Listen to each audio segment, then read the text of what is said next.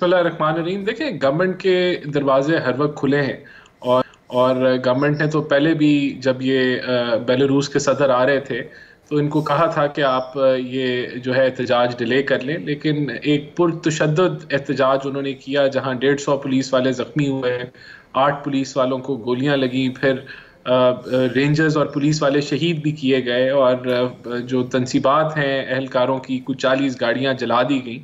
तो उसके बाद जो है, अब ये जब वो फेल हो गया उनका जो फाइनल कॉल है, अब वो कह रहे हैं कि अब हम बातचीत के लिए तैयार हैं और उन्होंने एक ये जो आप कह रहे हैं 5 रुकनी या 7 रुकनी कमेटी बना दी है। लेकिन अभी भी वो वही हटकंदे इस्तेमाल कर रहे हैं कि दूसरी तरफ वो थ्रेट कर रहे हैं कि हम सिविल नाफरमानी शुरू करेंगे। तो देखें, हुकूमत का ये मौक़िफ़ है कि हर थोड़े अरसे बाद आप कोई मुल्क की मफादात के ख़िलाफ़ आवाज़ उठाते हैं और कहते हैं कि अगर हमारी शराइत ना मानी गई, हमें हमें NRO ना दिया गया, तो हम जो है वो मुल्की मफादात के नहीं। साथ लेकिन राणा साहब, इसके साथ ही वो ये भी तो कह रहे हैं कि अगर आप हमें इंगेज करेंगे, हमारे मुतालबात मंजूर कर लेंगे, तो हम वो कॉल जो है वो वापस ले लेंगे। ये कोई ज़रूरी तो नहीं है कि सिविल डिसोबीडियंस की कॉल दी है तो ये करनी है एग्जीक्यूट। अगर मुतालबात पूरे हो जाएंगे तो क्या ज़रूरत है? आप यही बात है ना, अगर आप कहें कि अगर हमारे मुतालबात पूरे नहीं होंगे तो हम मुल्की मफादात के ऊपर हमला आवर हो जाएंगे, तो ये बातचीत का, ये फिर उसका मकसद क्या है बातचीत का? जब अगर अगर हम जो है इतनी, आप जब पहले से ही कहेंगे कि अगर हमारी बात ना मानी तो हम सिविल नाफरमानी कर देंगे, तो इस तरह तो बातचीत नहीं होती ना। अगर आपने बातचीत करनी यानी है, हुकूमत की प्रिंसिपल पोजीशन क्या है सर, कि पाकिस्तान तहरीक इंसाफ से इस कंडक्ट के साथ बातचीत नहीं करनी, मुज़ाकरात नहीं करना है? बिल्कुल। इस जब आप ब्लैकमेल करेंगे रियासत को, पाकिस्तान की मईशत को आप जो है वो यरगमाल बनाएंगे और आप कहेंगे कि अगर हमारी बात ना मानी तो हम सिविल डिसोबीडियंस कर देंगे, तो ये यहाँ इस माहौल में तो बातचीत नहीं होगी ना। और फिर आपने अभी एक पुरतशद्दुद आपने एहतजाज किया है और अब आप जो है वो बातचीत के ऊपर आ गए हैं, और अब आप जब फेल हो गए हैं, वहाँ आपकी कॉल फेल हो गई, अब आप पार्लियामेंट आपको याद आ गई है। अच्छा तो राणा साहब, हमारे दरवाजे देखिए खुले, हुकूमत हम बातचीत के लिए तैयार हैं, हुकूमत तो सर बड़ी होती है ब्लैकमेल खत्म करें, इस सर। ब्लैकमेल को खत्म। सर हुकूमत बड़ी होती है, ओनस हुकूमत के ऊपर होती है, और जाहिर है वज़ीर आज़म को बड़ा दिल करके जो है वो आगे होना होता है कि ऑपोजिशन से हाथ मिलाए। लेकिन अगर आप भी दरवाज़ा बंद कर देंगे तो फिर पॉलिटिकल प्रोसेस जो है वो हॉल्ट हो जाएगा। वो डायलॉग बहुत बेहतर है कि डेड लॉक पैदा कर दिया जाए, तो अभी तो डेड लॉक नजर आ रहा है, स्टैंड स्टिल पोजीशन पे है। देखें, हम यही तो कह रहे हैं, डेडलॉक तो पीटीआई ने क्रिएट कर दिया था ना। हम तो इनको कह रहे थे संजरानी में रुक जाएं, ये डी चौक आ गए, इन्होंने तशद्दुद किया, इन्होंने वायलेंस किया, इन्होंने इंतशार फैलाया। अब ये कह रहे हैं कि हम जो है वो सिविल नाफरमानी करेंगे। तो ये कब तक हुकूमत इस चीज़ के साथ इंगेज करे? ये देखें, हुकूमत बड़ी होती है, मैं तो कह रहा हूँ हुकूमत के दरवाजे खुले, लेकिन इन धमकियों के साथ, इस ब्लैकमेल के साथ मुज़ाकरात नहीं होंगे। आपने अगर बातचीत करनी है तो सिविल नाफरमानी की कॉल ऑफ करें। आप जो है ये जो झूठा प्रोपोगेंडा आप कर रहे हैं कि गोली किसने चलाई, गोली आप लोगों ने चलाई, आप उल्टा इल्जाम हुकूमत पे लगा रहे हैं, तो ये झूठ बंद करें, इस मुल्क दुश्मन प्रोपोगेंडा को खत्म करें। हम बातचीत करने के लिए तैयार हैं, हमारे दरवाजे खुले, कभी बंद ही नहीं हुए थे। तो फिर आप मुज़ाकराती कमेटी अनाउंस कर दें सर। नहीं, क्यों करते हैं? पहले आप सिविल नाफरमानी की कॉल खत्म करें। अच्छा, वैसे राणा साहब, पूरी दुनिया में ये सिविल नाफरमानी की तहरीकें तो चली हैं, ये ऐसा तो नहीं कि सिविल नाफरमानी की, सिविल डिसोबीडियंस की तहरीकें ना चली हूं? नहीं चली। किस डेमोक्रेसी में चली है? कहां चली है? आप मुझे एक जमहूरियत नाम कर दें जहां वो ये सिविल नाफरमानी चली हो। आज से पहले आप नेल्सन मंडेला की एग्जाम्पल देते हैं, साउथ अफ्रीका की एग्जाम्पल देते हैं, क्या वहां पर सिविल डिसोबीडियंस की तहरीक नहीं चली सर?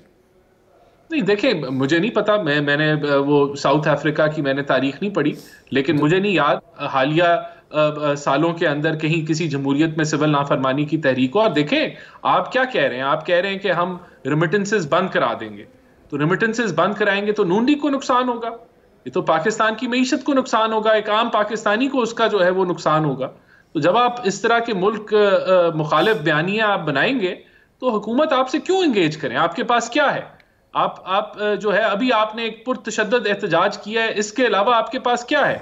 आपको हम कहते रहे आप आए पार्लियामेंट का रास्ता करें, तो आज भी आप आ जाएं पार्लियामेंट के अंदर, ये मुल्क दुश्मन बयानियां खत्म करें, प्रोपोगेंडा खत्म करें, हम बातचीत के लिए। अच्छा, लेकिन राणा साहब देखिए, उसके लिए कॉन्फिडेंस बिल्डिंग मेजर्स भी तो करने पड़ेंगे ना। अब हुकूमत एक तरफ ये कहे कि जी बानी पीटीआई को मिलिट्री कस्टडी के अंदर दिया जाए, और आप ये इरादा जाहिर करें कि हर सूरत इनका सिविलियंस जो है मिलिट्री कोर्ट में ट्रायल होना चाहिए, तो डोंट यू थिंक कि सर कि फ्यूचर में यही मामला आपके साथ भी हो सकता है यानी आप डेमोक्रेसी के अंदर ये भी तो नहीं होता ना कि आप आज जो अपने ही सियासी ओपोनेंट के साथ कर रहे हैं वो कल को आपको भी फेस करना पड़ सकता है। आपका देखें, आपने ये गलत कहा है कि जमहूरियत में ऐसे, जमहूरियत के अंदर मिलिट्री कोर्ट्स दुनिया के अंदर मौजूद हैं और मिलिट्री कोर्ट में हर सिविलियन का ट्रायल नहीं होता। उसके लिए बहुत स्पेसिफिक, बहुत आपने कोई एक स्पेसिफिक काम किया हो जो आर्मी एक्ट में लिखा हुआ है कि फौजी तनसीबात पे अगर किसी सिविलियन ने हमला किया हो तो फिर उसका जो है वो ट्रायल, अगर वो अबैटमेंट, प्लानिंग या एग्जीक्यूशन में शामिल हो तो वो उसका मिलिट्री कोर्ट में ट्रायल हो सकता है। तो ये हमने तो कभी फौजी तनसीबात पे हमला नहीं किया। अच्छा, अब वो ये कह रहे हैं ना कि जो हमारे असीरान अंडर ट्रायल हैं उनको रिहा करें, जिन पर सियासी मुकदमात बने हुए हैं उनको फौरी तौर पर रिलीज किया जाए। तो क्या हुकूमत नहीं कर सकती? किसी के ऊपर सियासी मुकदमात नहीं बने हुए, किसी एक आदमी पे भी सियासी मुकदमात नहीं बने। देखे ना, एक एहतजाज होता है 60 FIRs का इंदराज हो जाता है। देखें, 9 मई के मुकदमात बने हुए और 9 मई हकीकत है, पूरी 25 करोड़ अवाम ने देखा है कि एक बगावत की अटेम्प्ट थी, एक जो है वो इंतशार। 9 मई से हट के भी एक एहतजाज के लिए PTI निकलती है, 60 FIRs हो जाती है एक इंडिविजुअल के ऊपर। ये एहतजाज नहीं था ना, आप इसको गलत बयान कर रहे हैं। 26 नवंबर को एहतजाज नहीं था। इन्होंने शहीद किए रेंजर्स के बंदे, पुलिस वाले शहीद किए। इन्होंने 40 गाड़ियों को राख कर दिया, शेल मारे। शेल कहां से आए हैं इनके पास कि शेल मारते रहे? वो फिर मुतालबा ये है कि आप उसके ऊपर जुडिशियल इंक्वायरी करा लें। तो हुकूमत किस चीज होनी चाहिए कि जुडिशियल इंक्वायरी करा लें। ये किस चीज पे जुडिशियल इंक्वायरी कराएं कि इन्होंने 40 गाड़ियां जलाई हैं, 150 पुलिस वाला जख्मी किया है? सर ये मैं तो कह रहा हूं कि प्रोपेगेंडा, ये प्रोपेगेंडा दम तोड़ जाएगा ना सर। आप वो इंक्वायरी, वो फोरेंसिक रिपोर्ट रख दें, वो दम तोड़ जाएगा। दम तोड़ गया है, प्रोपेगेंडा दम तोड़ गया है। कोई 12 लाशें भी ये सामने नहीं ला सके, कोई एक जो है वो मेडिकल नहीं सामने ला सके। आज वैसे उन्होंने प्राइवेट कंप्लेंट तो रजिस्टर करा दिए और उसके अंदर उन्होंने कहा कि 12 लोग हैं। ये कहते हैं कि 12 जो है इनके लोग जो है वो शहीद हुए हैं। किसी का मेडिकल दिखा दें, बताएं कितने लोग गोलियों से शहीद हुए हैं। किसी KPK की हुकूमत इनके पास है, झूठा प्रोपेगेंडा कर रहे हैं, कोई कुछ नहीं साबित कर सके और ऊपर से पूरी मुल्क की जो है वो साख खराब कर रहे हैं दुनिया के अंदर। तो ये जब झूठे प्रोपेगेंडे आप करेंगे, आप पुरतशद्दद एहतजाज करेंगे, इंतशार फैलाएंगे, फिर आप कहेंगे हम नाफरमानी करेंगे, सिविल डिसोबीडियंस करेंगे और फिर आप कहेंगे हमारे से बात कर लें। तो किस लिए बात करें जब आपने मुल्क दुश्मनी जो है वो स्टार्ट की हुई है?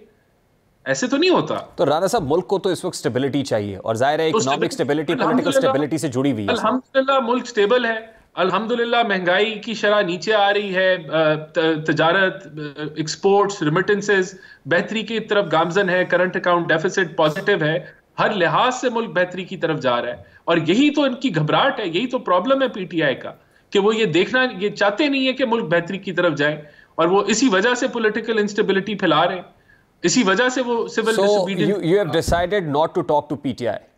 No, we have नहीं, हम our doors are open। इस ब्लैकमेल को खत्म करें, इन थ्रेट्स को खत्म करें, इन धमकियों को खत्म करें जो मुल्क के मफादात के खिलाफ हैं, तो हमारे दरवाजे खुलें। कोई मिनिमम कॉमन एजेंडा भी तो होगा ना सर, कोई ना कोई मुतालबा लेके मुज़ाकरात होते हैं कि बगैर मुतालबे के मुज़ाकरात शुरू होते हैं? बात यह है कि आप कह रहे हैं कि आपने सिविल डिसोबीडियंस करनी है अगर हमारी शराइत ना मानी गई।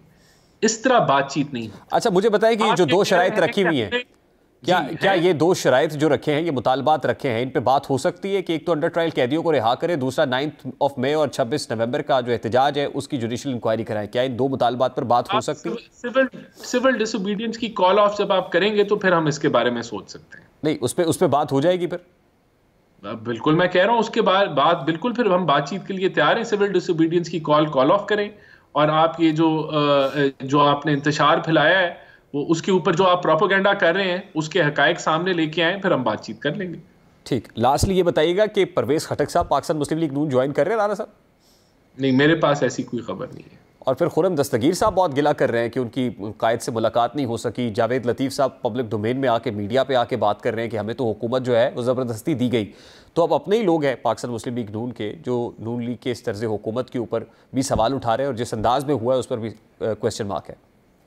नहीं, देखें, जो लोग इस वक्त इस सिस्टम का हिस्सा नहीं है उनके गिले शिकवे होंगे, लेकिन ये कोई लार्ज स्केल के ऊपर नहीं है। चंद लोगों की अपनी इंडिविजुअल राय है और पार्टी को चाहिए कि उनके साथ इनको एंगेज करें, लेकिन ये कोई पार्टी अल्हम्दुलिल्लाह इट इज़ टुगेदर और अंडर द लीडरशिप ऑफ मियां नवाज शरीफ सारे जो हैं इत्तेफाक में हैं।